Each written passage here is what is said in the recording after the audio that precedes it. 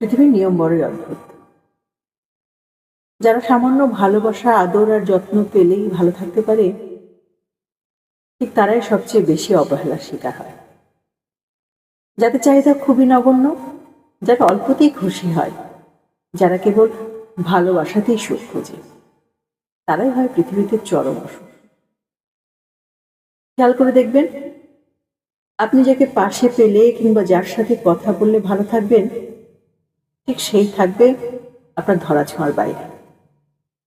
আপনি যদি একজন চঞ্চল কিংবা রসিক স্বভাবের মানুষ হন, তবে সম্পর্কের অপর পাশের মানুষটা হবে বড্ড বেরসিক আর গম্ভীর স্বভাবের।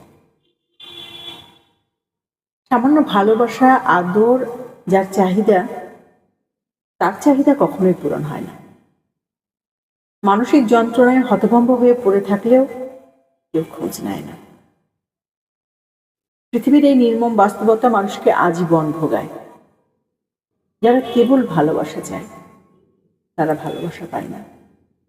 প্রিয়জনের কাছ থেকে যারা একটু সময় চায়, ঠিক তারাই অবহেলায় পড়ে থাকে দিনের পর দিন।